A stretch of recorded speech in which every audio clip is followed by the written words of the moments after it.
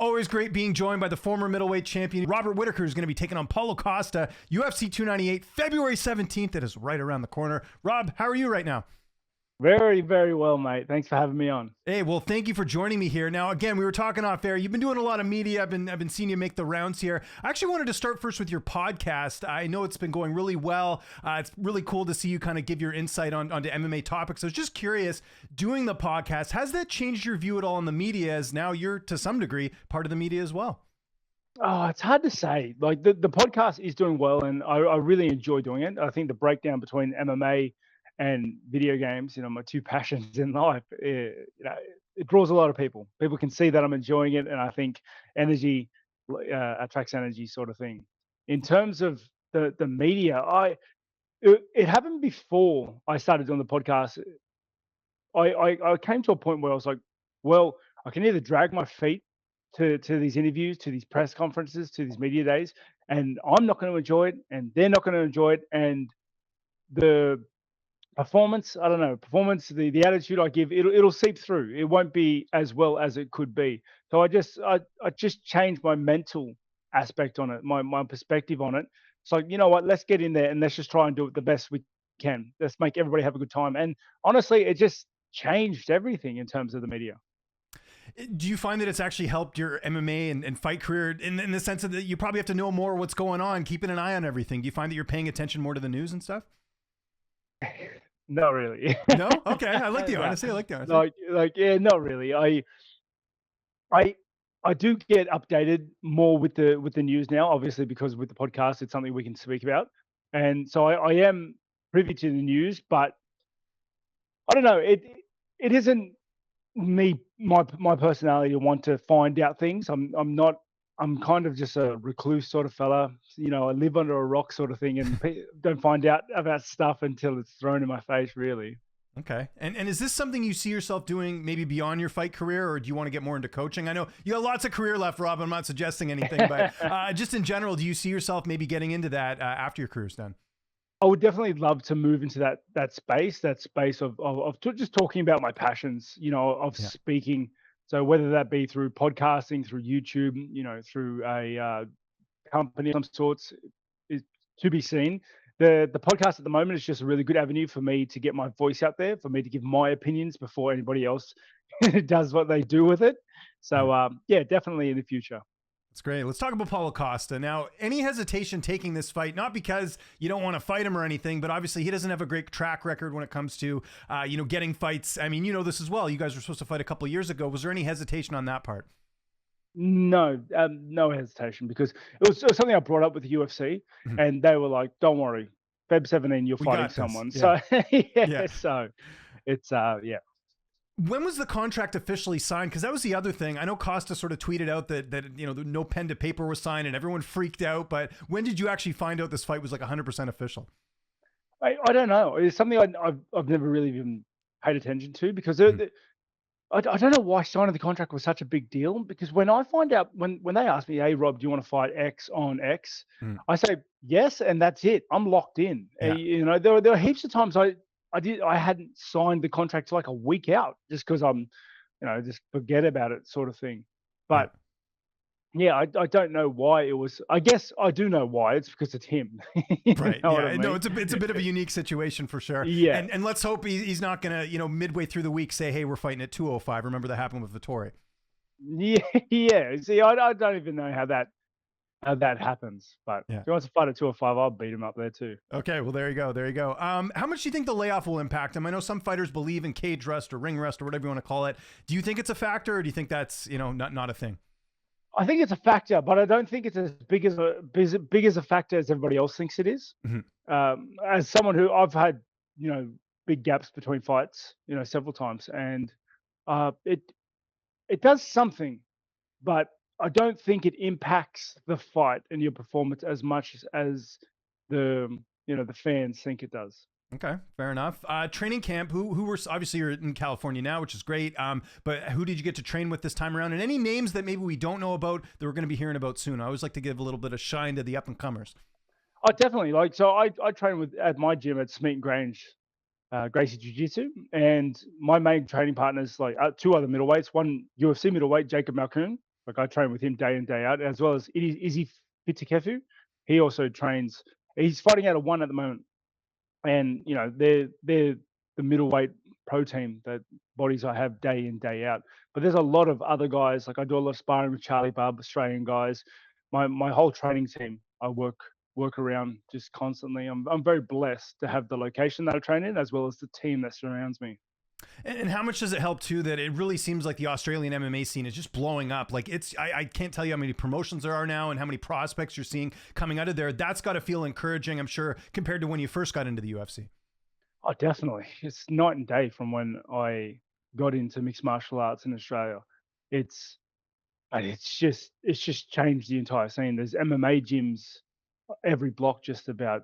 We have so many Australian mixed martial artists now, and like there's a real viability to make a living through mixed martial arts, but not only mixed martial arts, the grappling scene as well. I think they kind of lean into each other a bit, and mate, it's a great time to be a mixed martial artist in Australia. This fight's only 3 rounds. Some people could argue this should be a 5-round fight. I know you get paid more if you do 5 rounds, but 3 rounds you're doing less work. What do you prefer? Would you have wanted this to be a 5-round fight? I don't think you get paid more in a 5-round fight. I think you do. Well, I'm assuming usually a 5-round fight's like a main event, or I'm sure in the case of Poirier, my understanding is he is getting paid more to fight Saint Denis, which is a 5-round fight.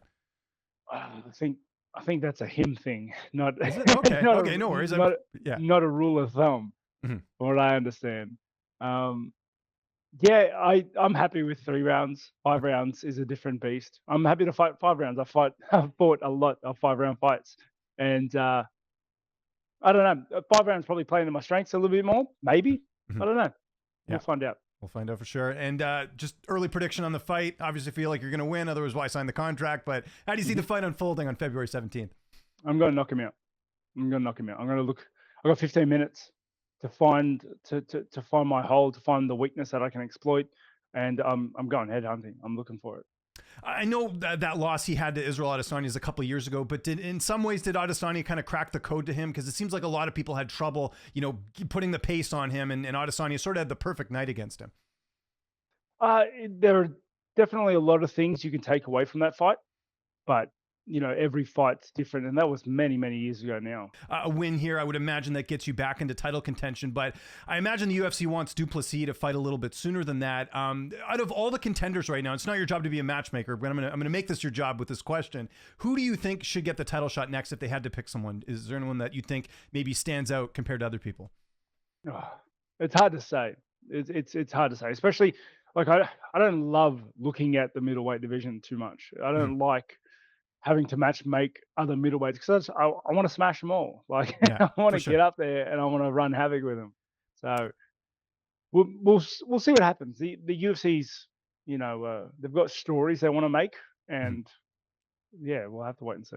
Okay. I can't. I'm sorry. No worries. I like that. Listen, I'm Canadian. That's a very politically correct answer. So that's totally fine with me. Yeah, I lost the job. No, for sure. But I did want to ask you, Khamzat Chimaev, there's been some debate whether or not he deserves a title shot because, technically he beat a welterweight in his last fight. Do you believe that he deserves that just because of the fact that, he fought at middleweight and he got the win, or should he have a ranked win at middleweight before we start talking about title shot for him?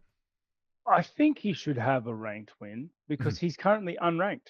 Yeah. Well, actually, I think they put him in the rankings, but even after that win. But I don't know how that works. But somehow he got in the rankings. So yeah, It's confusing. It's confusing. I do know though, like the star power that he has a lot of swing. For sure. Yeah. And he beat Usman. That's a crowning achievement, right? He was a very strong champion in the welterweight division. It's hard to say. I think I would like to see him fight a little more in the middleweight beforehand, just not cut cues, but it would be the first time. What did you make of his performance against Kamaru Usman? It was kind of a weird fight because obviously Usman stepped in on 10 days notice, right? Yeah, it was. For Usman to show up in 10 days notice and put on the performance that he did, I think it was pretty spectacular. I think Chimaev's pacing may have been a little off, but I don't know. In saying that, it could have just been Usman, because Usman's obviously he's a spectacular fighter to be able to do that in 10 days. What are your overall thoughts on Sean Strickland? Not the fighter, but just the personality. It seems like he's a guy that you probably would like, find him funny. Yeah, I definitely find him funny.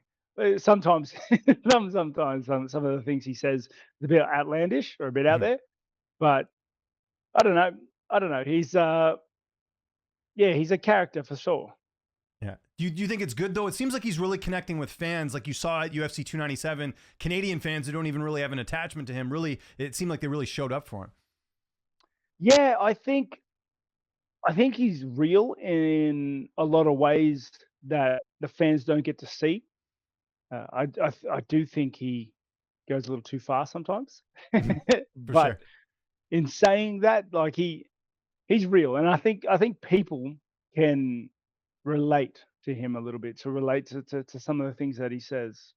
Absolutely. Speaking of relating, I know a couple years ago, I think it was a couple years ago, I know you went and saw Jordan Peterson, and I know you got a lot of flack for that, which I think is ridiculous because, like, we should be able to go see people that we want to see and not have to people jump to conclusions. I was just curious, do you still follow his work? I'm Canadian, so obviously I'm very familiar with him. Uh, Definitely. I don't remember getting flack for it. Like if I you're saw a talking few about, people just because you know how people are. Like, if you're not on one political side of the spectrum, people sort of assume that you believe everything they believe. You know what I mean? yeah, yeah, yeah. Um, well, if in terms of the flack didn't come back to me. If you're talking about like comments on some of my social posts, I don't Yeah, no, you're like. probably smart too, because yeah. Then listen, yeah, forget I I don't. even mentioned it. It's like you're, Yeah, once you hit that mute button on Twitter, no one yeah. can see anything. But what did I you don't. think I of don't bother with Jordan that sort and of seeing stuff. his speech? Because I know here, especially in Canada, a lot of men sort of look up to him in terms of Yeah, structure and all that stuff. What were some of your takeaways? yeah, definitely. I think he was great. I loved everything he said. I love listening to the way he speaks with the conviction and certainty that he speaks. Um, Now, do I agree with absolutely everything he says? No, Mhm. no, and I'm not, I'm not about to share every belief of mine for Absolutely, for we for, don't want for to get anyone every in trouble for, here. I was just no, sort of curious no, about. for Yeah, everybody else that doesn't yeah. agree with whatever Jordan's doing. But I really enjoyed it, and yeah, I'd watch him again if you can. Absolutely. And does that kind of bother you as well, where people just assume that you believe a certain way just because you might like a couple things that someone believes in? Like I feel like that's where our society's headed, especially as a parent. I'm sure that's something you're really aware of now, where it's like, you got to be careful what you say because people get, easily offended, I guess. Yeah, you know what, and I feel like I truly believe this is a problem we have today, and it's not just fans, it's not just people, it's fighters, it's athletes, it's people in the spotlight. Mate, mind your own business. Just Mhm. just Yeah. mind your own business. As long as, and I understand that it comes from like it's easy for me to with the spotlight to utilize that to start proselytizing to everybody else. But Mhm. honestly, just if I'm doing my thing, I'm not trying to convince anybody else to do anything else, or you Yeah. don't even know what I understand or what I believe in or what I live my life by. I'm just minding my own business. You mind your own business, and yeah, everybody's happy. That kind of segues to my next question. Have you been paying attention to all this stuff going on with Ian Garry? Obviously, he's in the news. He's Oh, going to be fighting Jeff Neal. Just curious, your thoughts on that whole thing. that that's kind of what sparked off with just mind your own bloody business. Yeah. Like it's got nothing to do with fighting. It's got nothing to do with you. Just keep your nose out of his business. I don't understand why everybody feels like they're entitled to an opinion about somebody else's life. Just leave it. I don't understand. Mind your own business. Well, just playing devil's advocate a bit, though, don't you think that him kind of going after like Jeff Neal and Neil Magny and all these other fighters has sort of sparked people getting upset? Because they're not guys that, like, if he's going after Colby, I understand that because a lot of people don't like Colby. How many people don't like Jeff Neal or Neil Magny? I think that's kind of where people maybe turned on him and then went, social media obsessive, so to speak. You know what I mean? Yeah, yeah, yeah. Um, I definitely believe like if you give it, you have to be ready to take it. Mhm. But I feel like I'm not too privy on the angle that Ian Gary went after Neil, Mhm. right? I don't know how personal he got it. Like if Ian Gary's going personal, then he has no ground to stand on for people going after him. But I don't. But I think also though, it's if he's speaking about Neil, if he's speaking about Neil, it's between them. Yeah. I did see that every second MMA fighter, journalist, fan had something to say as well. Mhm. And I yeah, yeah. I don't think that was necessary. Well, one of the things that's been really popular now is sort of YouTube commentators, so to speak, like not people that are in necessarily like the, you know, the event covering space, like going to events and interviewing fighters, but like the YouTube commentary space. I was curious, are you aware of the MMA Guru? Do you know who that is? Yes, I do. What do you think of him? Because some people find him very polarizing. I haven't watched a lot of him. I know of him, but I haven't watched a lot of him. Sorry. Okay. Yeah, because I know even Du Plessis invited him out to South Africa and he got to train with him, which I thought was interesting. So it just shows that, you know, these commentators are kind of, you know, becoming part of the media, so to speak, right? Because they're becoming so popular. So yeah. Well, YouTube's a powerful platform at the moment. Like YouTube, TikTok, social media, it's huge, and it's huge, and it's such uncharted waters. yeah, exactly. It's nothing we haven't seen before. Two quick questions before we get out of here. I noticed you tap your, what is it, your foot with your leg every fight. Is that like a mental thing? No, I was curious about that because I don't know if you've talked about that. Maybe you have. If you have, I apologize. But is that like sort of a mental reset thing you do when you're in the cage? No. So the canvas gets slippery if my feet are dry. Okay. So I get the sweat off my shin on my foot. Gotcha. Okay. I thought it was something deeper than that. There you go. Okay, good. We've solved the mystery. That's good. Yeah. And gives me a bit of friction. And last question, you got the headset on. I know you brought your gaming system. What are you playing? What system did you bring? And what are you getting up to when you're not doing interviews and training coming up ahead of your fight? Yeah, so I got my laptop with me at the moment. It's it's an Omen laptop. Nice. Shout out to them. And I'm playing Enshrouded. It's an early access game on Steam, survival, crafting, RPG sort of thing. I am enjoying it a lot. A lot of things to do in it, a lot of time to kill. So it's a bit of fun to have. Yeah, get at it. When do you game? Do you game like when your kids go to bed, or like how do you figure that out? Because I have a hard time finding time to game because I got 2 kids. It's kind of tough. Yeah, at home it's like literally whenever I can. Okay, gotcha. Yeah. But you know, I'm away now. Fight week, no kids, not much to do. Just mate, nonstop. Okay. And is there like a favorite game of all time, like a classic game, like you could still play today that's maybe you had growing up or anything?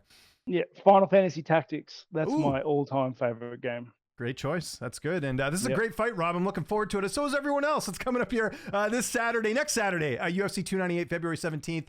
Rob, if there's anyone you want to thank, if you want to plug your podcast, and anything else you got going on, social media sponsors, I'll give you the last word. Yep.